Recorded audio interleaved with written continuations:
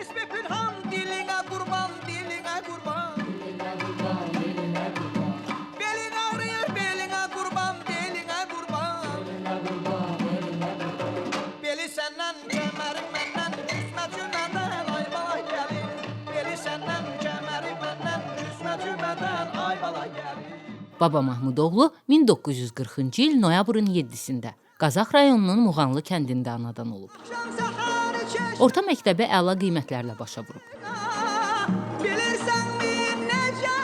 16 yaşında Sənaye İnstitutunun Mexanika fakültəsinə qəbul olunub. Təhsilini başa vurduqdan sonra müxtəlif zavodlarda çalışıb. Uşaqlıqdan incəsənətə böyük marağı olub. Tələbəlik illərində institutun, işlədiyi zaman isə zavodun mədəniyyət evinin mahnı və rəqs ansamblının solisti kimi fəaliyyət göstərib.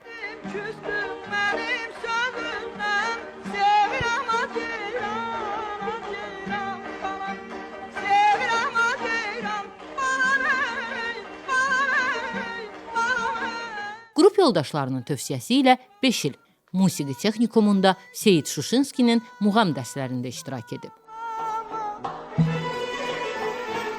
1962-ci ildə qəzetdə elan verilir ki, Leyli və Məcnun operasında Məcnun rolu üçün ifaçı axtarılır.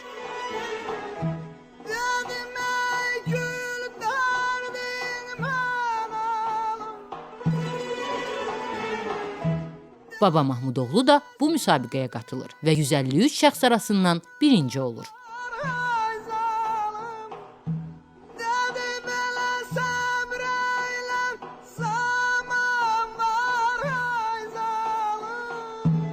Həmin ildən opera və balet teatrının solisti kimi fəaliyyətə başlayır.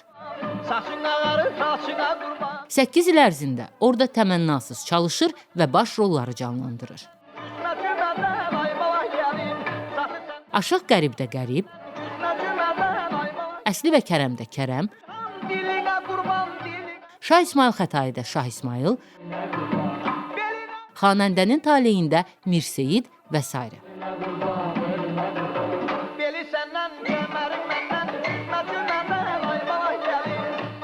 Amma ona ən böyük şöhrət gətirən Leyli və Məcnundakı Məcnun obrazı olur. Baba Mahmudoğlu Azərbaycan incəsənət tarixində Məcnun obrazını ən yaxşı canlandıran şəxslərdəndir.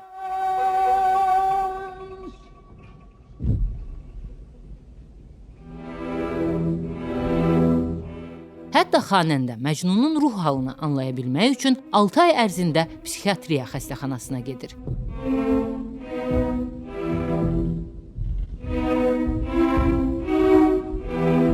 Xəstələrlə ünsiyyət qurur, onların davranış tərzini öyrənir ki, Məcnunun daxili aləmini tamaşaçıya dəqiq çatdıra bilsin.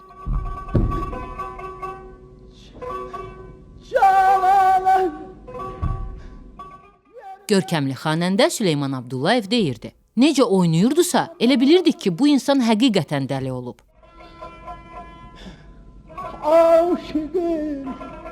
Mən onun kimi dəqiq və obrazlı oynayan ikinci bir Məcnun tanımıram.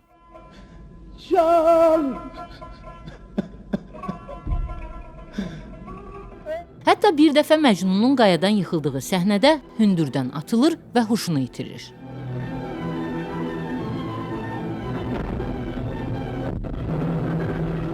Bir dəfə isə az qalır orkestrın üstünə düşsün.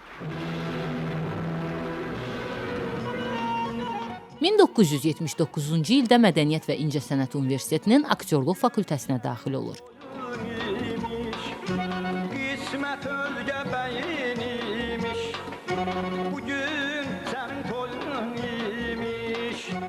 Həmin il Dastan folklor ansamblını yaradır.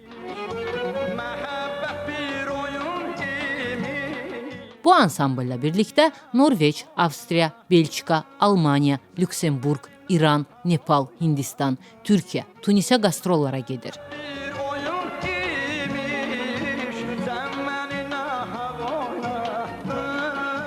Baba Mahmudoğlu Marseldə keçirilən Gözəl Səslər yarışmasının qalibi olur. Ona təklif edirlər ki, Marseldə və Korsikada mikrofonsuz konsert versin.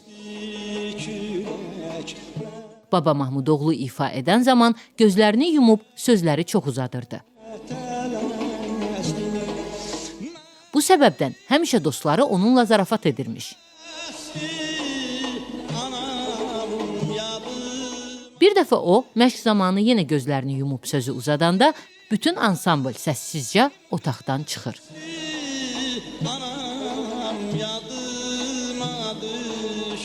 Gözlərini açanda otaqda heç kimi görməsə də incimir.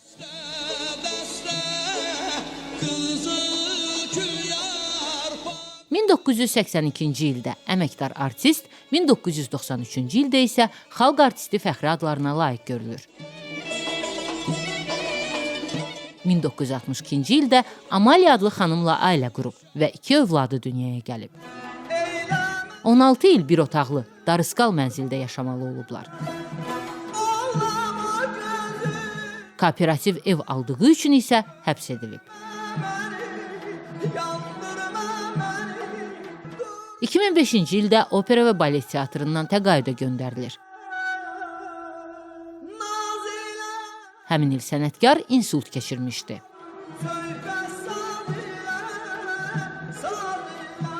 Vəziyyəti pisləşdiyi üçün həkimlər ona rayonda yaşamağı məsləhət görürlər. Sənətkar ömrünün son aylarını Şamaxının Çuxuryurt kəndində keçirir. Ölümündən 2 gün öncə uzun illər səhnəsində əsas obrazları canlandırdığı opera və balet teatrında tamaşaçı kimi iştirak edir. 2006-cı il dekabrın 6-sında 66 yaşlı Baba Mahmudoğlu vəfat edir. Vəsiyyəti doğulduğu yerdə dəfn edilmək olsa da, Xırdalan qəbirstanlığında dəfn edilir. Həyat yoldaşının təkidlərindən sonra məzarı doğulduğu Muğanlı kəndinə köçürülür.